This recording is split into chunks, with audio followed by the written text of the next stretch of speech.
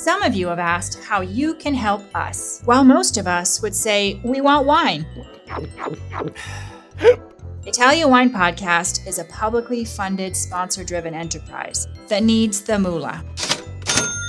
You can donate through Patreon or GoFundMe by heading to ItalianWinePodcast.com. We would appreciate it. Oh, yeah.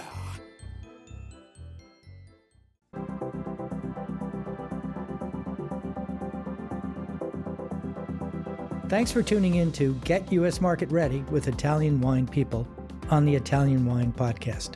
I'm Steve Raye, your host, and this podcast features interviews with the people actually making a difference in the Italian wine market in America, their experiences, challenges, and personal stories. And I'll be adding a practical focus to the conversation based on my 30 years in the business. So if you're interested in not just learning how, but also how else, then this pod is for you.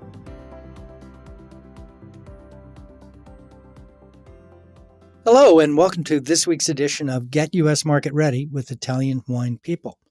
I'm your host, Steve Raye, and I'm pleased to have as a guest this week Vanessa Conlin, who's an MW and also formerly a opera singer. And the combination of wine and opera kind of go together. But why don't you explain how we get into the whole business of wine? Tell us a little bit about your background and welcome to the show. Thank you so much. It's a pleasure to be here. So I grew up in a family that was not wine savvy by any means. They really love wine now because I bring them good bottles. But my parents are both classical musicians, and so I grew up with that as my background. My mother was a singer and she taught voice lessons. My father is a symphony and opera conductor. And so I, spent my childhood just sort of surrounded by music. I never really considered doing anything else with my life. It's just what I knew. And I love music, and not just classical music. I really love almost all forms of music. And I went to New York City to pursue that as my degree. I went to the Manhattan School of Music and performed professionally for many years. I got my master's degree and traveled to Europe, around the United States, performing with opera companies. I spent a year on Broadway. And all of this time, I still just had this sort of very peripheral knowledge of wine. It was something that had always kind of piqued my interest, but I never studied it. I really never looked into it. And opera is really not a very steady job in a way. Most of it is you go to a particular opera company, you perform your role that you've studied, you perform it there, and then you would move on to a different opera company and do a different role there. A lot of times it doesn't line up perfectly where you're going directly from one to another.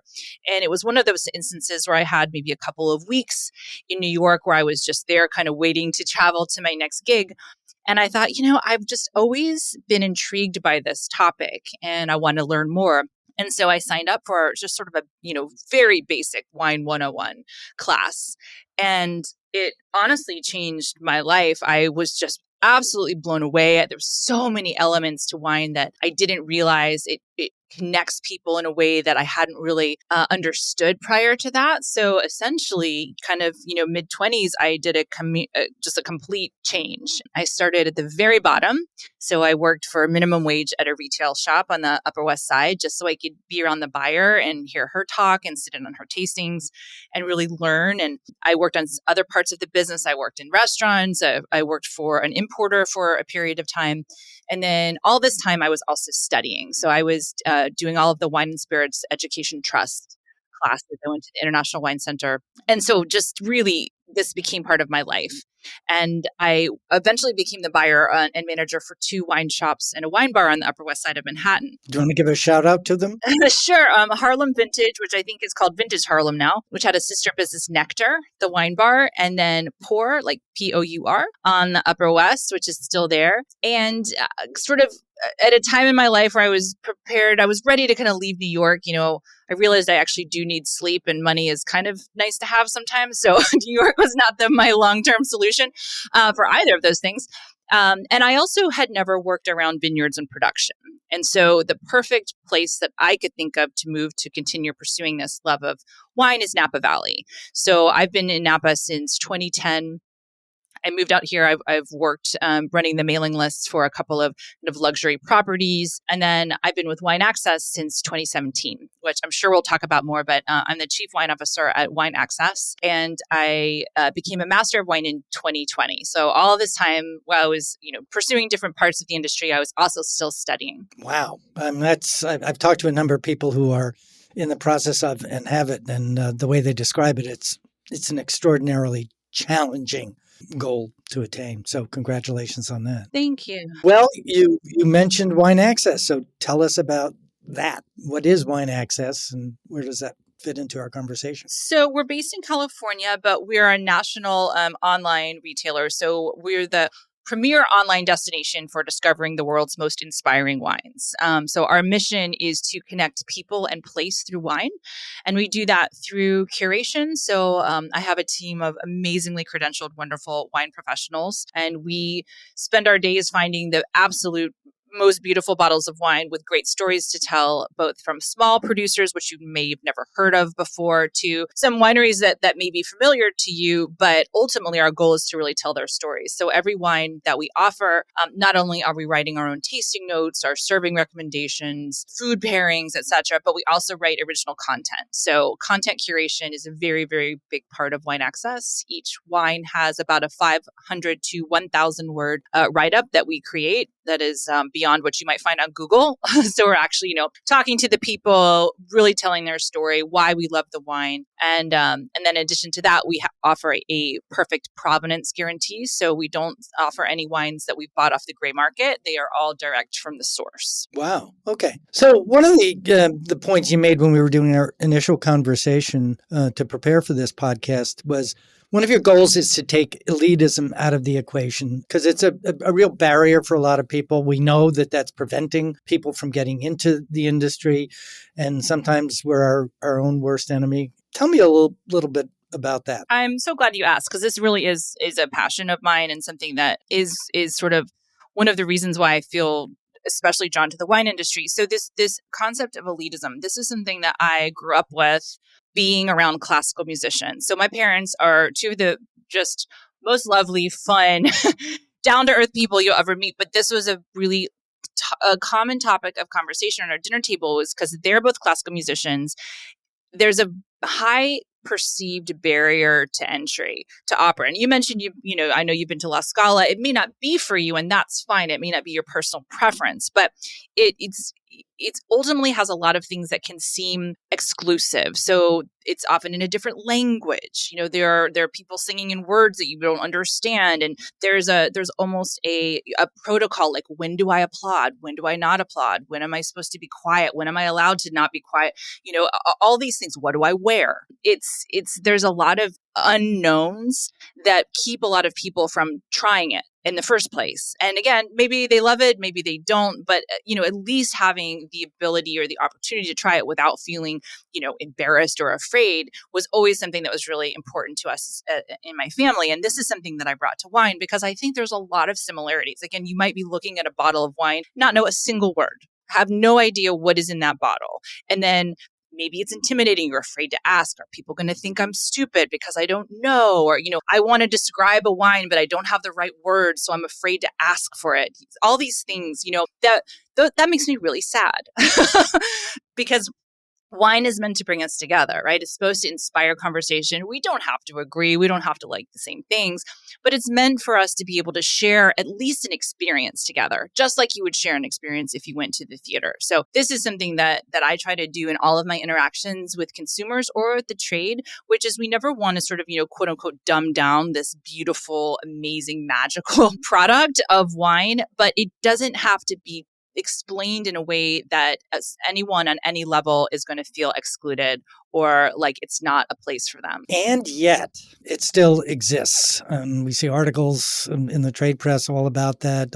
I see people all the time get caught up in our language and the structure of, on the nose, on the palate, and the finish. And all that makes sense when you're doing it. But to people from outside, it looks like a whole bunch of hoo-ha. Mm-hmm. Now there's a whole bunch of websites out there. It used to be In my day, you had print publications.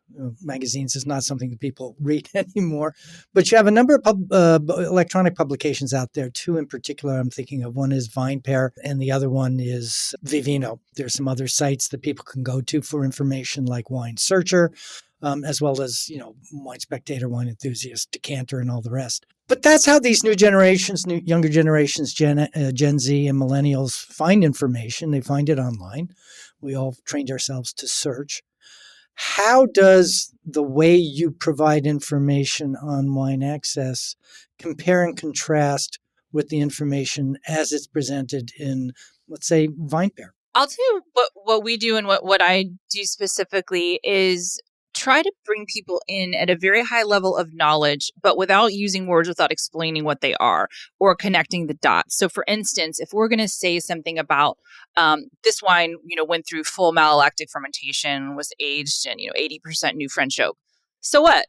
Right. Yeah. What does that mean in the glass? So what does that provide? So what does that mean you're going to taste? Or how can I describe it so yes, I want to buy this, or no, I don't want to buy that. Also, things like if it's a wine, let's say a Gruner Veltliner, let's say there's someone who's never tried a Gruner Veltliner before. We'll try to throw into our content that we create, if you like crisp, high acid, unoaked wines like Sancerre or insert, Albarino, so that we're trying to just bring people in and make them comfortable. Oh, I've had Sancerre. I like Sancerre. That's, this is a wine I might take a risk on. So just trying to really explain, although if we're going to use words that are like wine terminology or about wine making, we're going to explain why you should care. You used a really interesting word, and it's something I pay a lot of attention to, particularly on the trade side. That my point of view is that the industry is trying to avoid risk.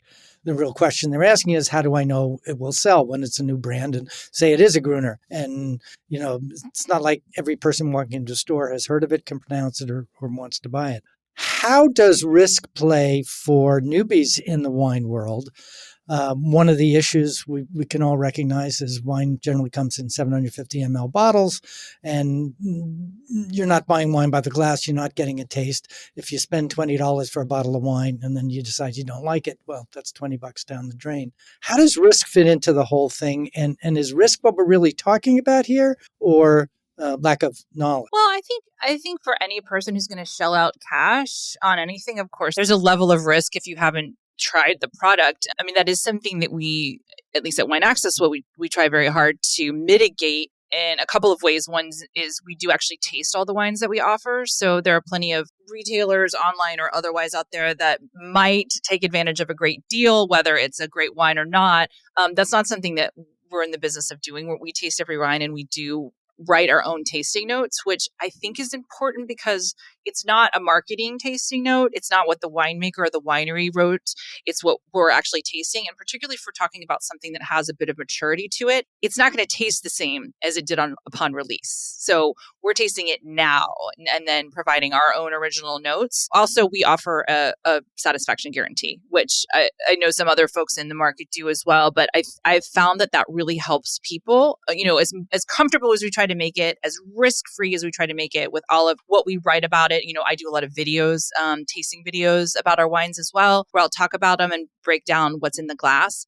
But still, if you buy it and you don't like it, we don't ask questions. We don't ask you to ship us the bottle back so that we can analyze it in the lab. If you just say, hey, you know what, this isn't for me, okay, we give you a credit. Because ultimately, I think trust is the most valuable thing we can offer. You talked about risk, and yes, how can we mitigate that? It's building trust. I think a good example of that is watching the dynamics of people when in a restaurant, when you get served a wine that is not obviously corked, but may have some Brett or some other barnyard smells that may disappear as it airs, but it also may mean the thing is undrinkable. I don't have a problem doing it. It does embarrass my wife when I say, "Oh God, he's doing that again." Well, as far as I'm concerned, I'm going to send it back if it's undrinkable. Most people I'm with is, "Oh, I would never do anything like that." Mm-hmm. I was at some seminars last week, and people were talking. One of the wines was corked, and he's going on doing his descriptions about the wine, and I'm tasting it, and what happened was there was one bad bottle being poured.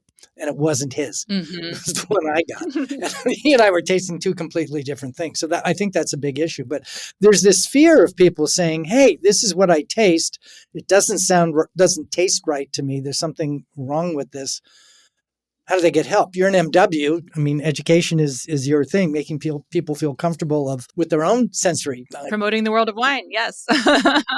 Yeah. I mean, I think this is how I liken it is, if you went to a restaurant and you ordered a dish and it came out and it wasn't at all what you expected and it wasn't to your liking. I think most people would feel fairly comfortable or more comfortable, I would wager, sending that back than sending back a bottle of wine. But not a whole lot more. But I think definitely. But the same thing applies. It's just, oh, man, do I want to be that person, that diner? And... I will say, I don't know if you've noticed this, but I've noticed a lot more, it seems, sommeliers or, servers are actually tasting the wine prior to serving it at the table. So I don't know if you've noticed this, but I've had way fewer, let's say, actual flawed bottles served, I'd say, in recent years. It just seems to be a trend where they actually are trying to at least be sure that it's not, obviously corked or flawed before they serve it at the table. Yeah. Okay. That takes out the scary moment of, oh, do I say something or not? Well, let's dig a little deeper into wine access and tell me how wine access differs from some of the other e-com options that are out there. Yeah, I think, there are a couple pillars of our business. Curation. So, of course, the wine team is actually tasting the wines, writing about them. The perfect provenance guarantee. This is something I think is really important because there are a lot of bottles out there. You might say, if you go on Wine Searcher, let's say, there might be some bottles out there that are less expensive than others. And in some cases, maybe they have a different margin requirement. Who knows where? But I mean, the same bottle, same brand, right, but at a significantly lower price. And of course, this people can determine their own pricing. But in some cases, I would say, particularly if it's a bottle that is a collectible bottle, is where is it from? How do you know that it was stored properly? How do you know that you're the first owner of this bottle? Has it changed hands 6 times? Has it been sitting in the window, of someone else's shop for 10 years? So this is something that we don't play around with at all. We buy only from the source and we guarantee how it's been stored. So you are the first and only owner of that bottle. And we guarantee that it's coming from the seller of the property, through our hands to yours. And there are no other stops along the way. I think I mentioned earlier, we have a satisfaction guarantee, but we also have a Napa-based customer service team. So these are live people who live here in Napa. They love wine. They've studied wine. They can actually jump on the phone and help you and provide sort of the highest degree of customer service that I think is in the wine market anywhere. So it's like a super retail store with some really, really knowledgeable and people who can make decisions about taking things back and suggesting alternatives. Absolutely. And we put everybody in the company through at least Wine and Spirits Education Trust Level 2. So that's whether you are on the accounting side, you're on the operations side, operations and logistics. Obviously, the wine team is all credentialed, but we want everyone in the company to have a comfortable working knowledge of wine and the wine business. Define wine curation. It means certain things to me, but I don't know that my definition is the same as yours or that people listening to this understand it. So how do you define it? So I define it in the way we do it at Wine Access is that we actually taste every single wine that we offer, and we're searching out the best quality to price ratio wines that we can.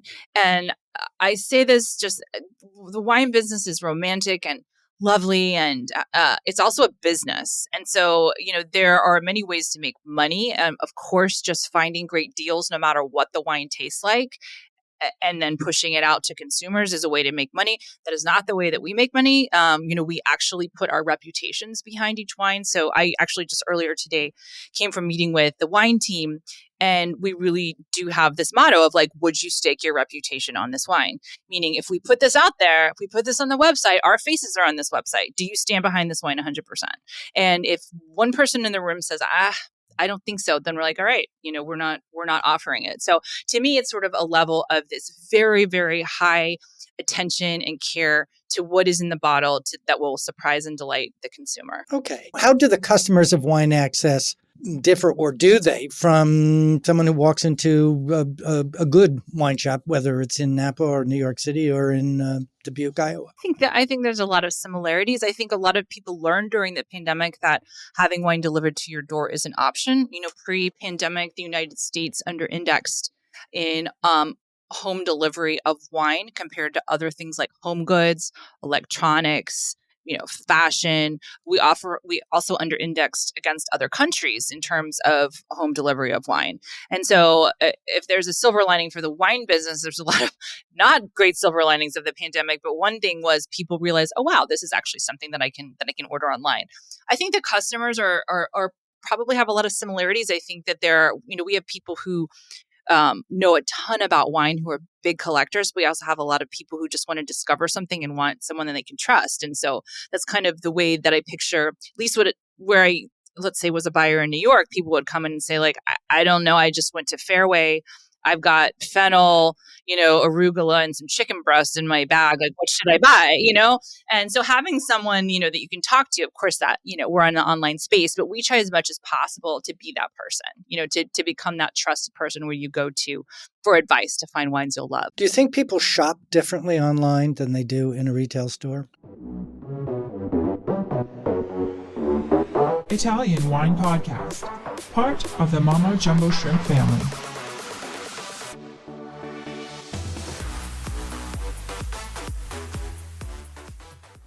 I think it depends on the channels. So we have a couple of different channels. One is what we call the daily offer. So that's wine sold by email. We have an online store, and then we have a number of clubs. So I think they do shop differently in the daily offer. I think that when people get something by email, it has to really grab your attention to make you kind of pull the trigger, to say, I get so many emails a day. What is it about this? And so I think it's things like icon producers, a big discount off of SRP, a big score, something like that, which I think differs from our online store or a physical retailer where you can really kind of browse, or you specifically walked in the store, whether you navigated to our site or you walked in your local wine shop, you walked in and said, I'm here to buy wine. I went here to buy wine. Whereas I think the daily offer it's a little bit more opportunistic and it's a little more fickle of a consumer, I think. So the type of inventory that you carry, I'm guessing that Wine Access is not where you go if you want to buy Mayomi or Josh or Cupcake or some of these mass produced or widely distributed wines. I would say you're correct, just because people can easily buy those wines on their wherever they live. I will say we don't shy away from big brands. I mean, we've offered Caymus, we've offered Silver Oak, as long as the quality is there and people are really excited about it. But yeah, to your point, if it's something you can easily, stop at Safeway on your way home, there's no reason to shop from us. You can just throw it in your cart and keep driving. So. Of course, that's a California perspective coming from New York.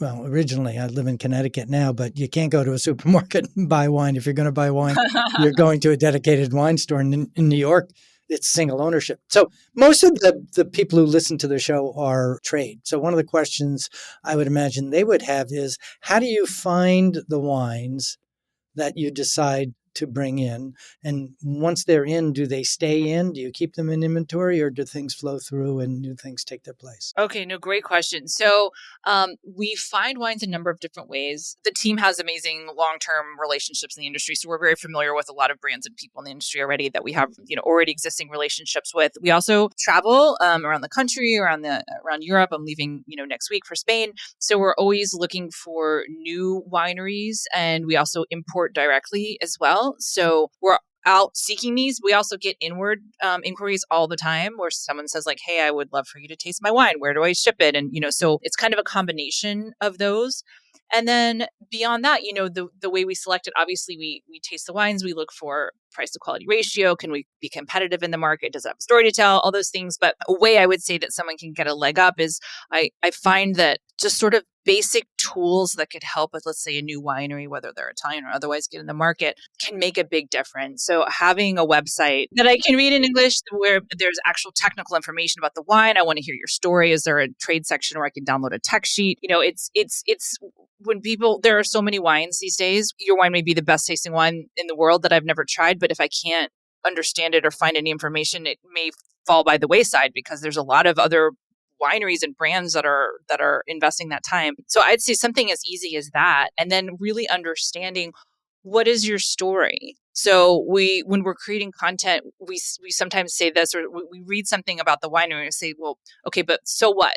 So what? Like, oh, I'm a family owned property, and My grandfather founded the winery 3 generations ago after World War II, mixed agriculture, blah, blah. Everybody's got that. That's not a story. It's not your story. Exactly. And Your story is different from everybody else's because nobody can make the same wine that you do, even if they're right next door, because they're not there from your ground. And whether you're a terroir-oriented producer or not, it's agriculture. It's different. Exactly.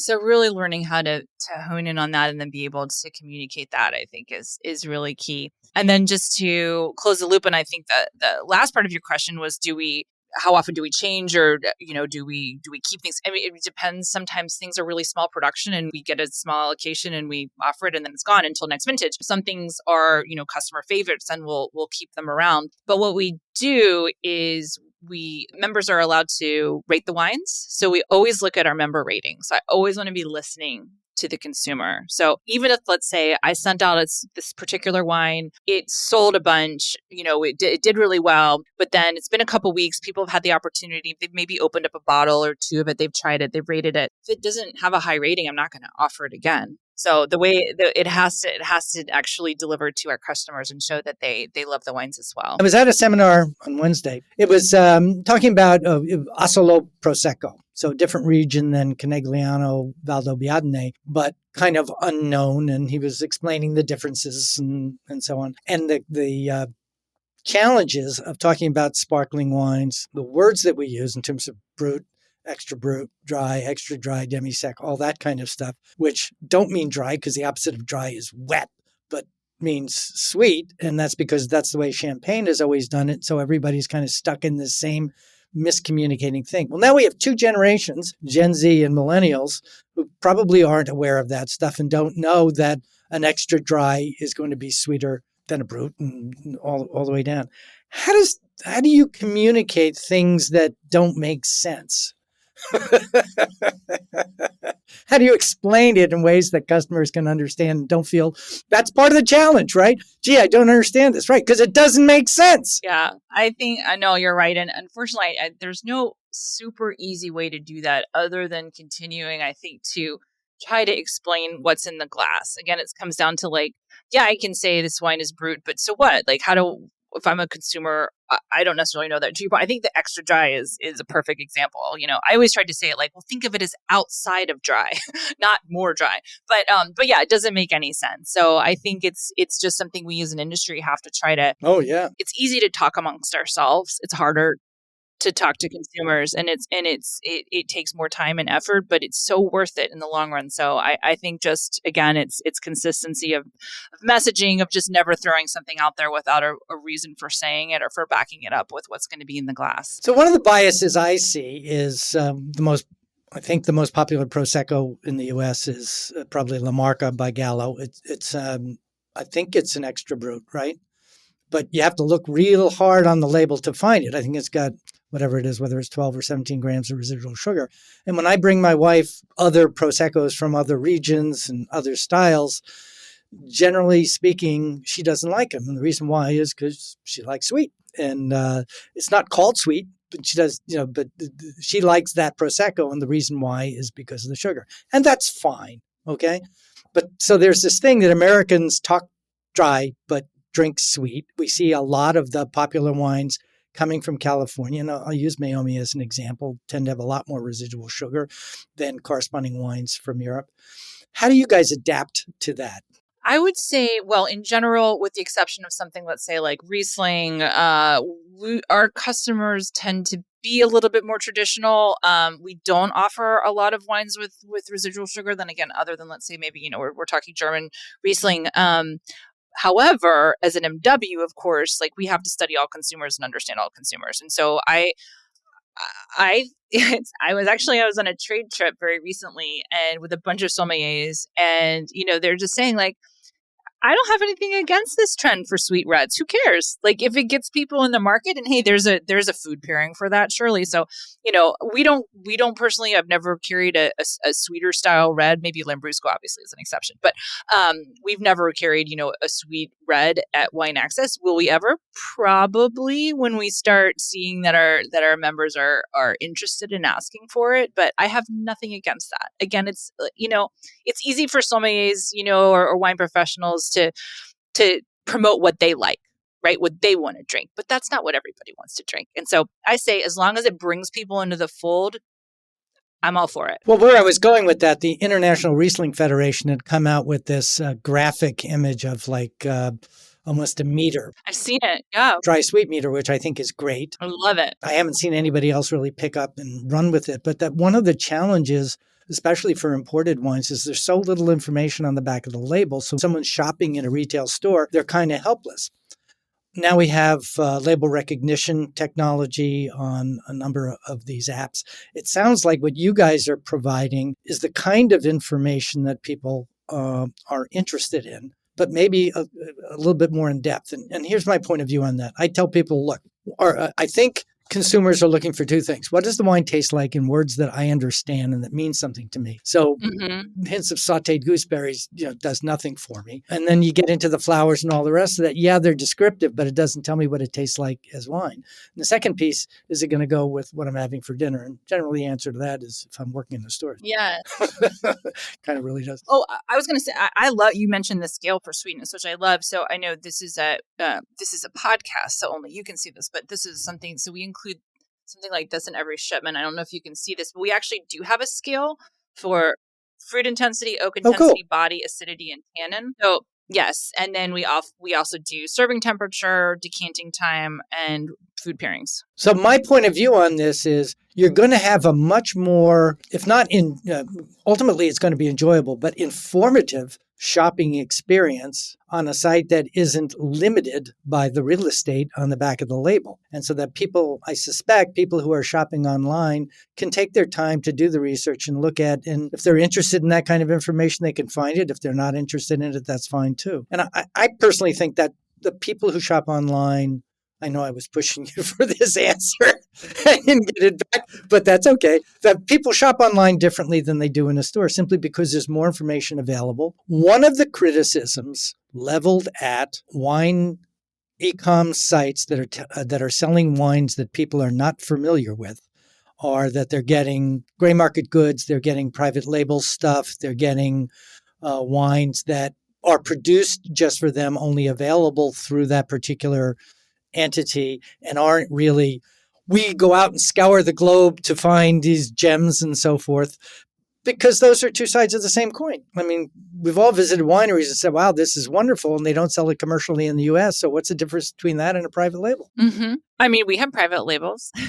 So explain, tell me. Yeah. I mean, often, I live in Napa Valley, as some years there are wines that sometimes don't fit into the overall profile of the winery. Maybe it's younger vines, maybe it's a little excess. It's more than they want to have on their books. So, we are able to oftentimes buy really, really high quality wines that you would recognize these names, if we could disclose them, which we can't because it's NDA.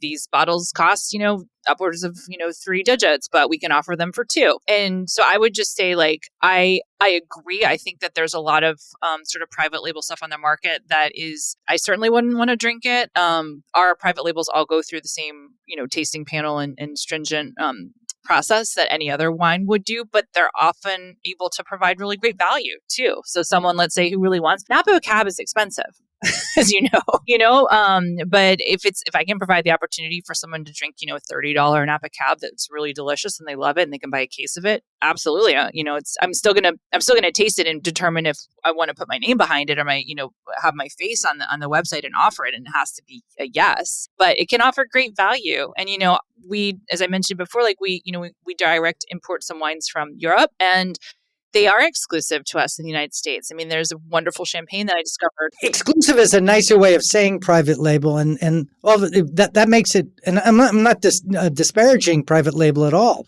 If it's high QPR, it doesn't really matter at this point in time? I think you're making a good point. I would say, I think the difference is that some businesses will kind of try to skew people towards the private label because they make a higher margin. I would say if you look at our website, there's going to be a much smaller percentage of wines like that on the site than not, because it is part of our portfolio and allows people to drink in from regions that are, would traditionally be more expensive, but it's not the bulk of our business by any means. We're running out of time. So it's a fascinating conversation, and I look forward to the opportunity of meeting you somewhere around the wine world so we can sit down over a glass of wine and go a little bit deeper. But for this podcast interview, one of the things I like to do is to end it with what's the big takeaway. Most of the listeners are trade mostly in the U.S., and I like to think from a business perspective that people can walk away from listening to a podcast and have learned something practical that they can put to use immediately to help them sell more wine or make more money. What do you think is the big takeaway from what we've talked about here today? And don't be afraid to be commercial. It's fun. Yeah, I think what I hope it is, I reference this sort of in terms to, Italian wineries or wines from Europe, but it actually goes the same for domestic, is what's your story? I mean, why should I care? There's a lot of wines out there. What's going to make me pull the trigger? And so I think really honing your message and make it easy for people to discover. And easy doesn't mean that you have to be simple. It just means help me understand. I want to, because the more I understand your brand and feel like I know you, the more loyal I'm going to be. And then I'm going to be your biggest advocate. And guess what? You're not paying me to market your wine, right? I'm going to take it to a party and be like, look at this wine. I love this. And let me tell you their story. And I'm going to have this piece of social currency that's going to make me feel empowered in this crowd because I say, oh, I found this really cool thing. This is their story. And then all of a sudden, 10 other people are like, oh, that's a cool story. I want to know more about that.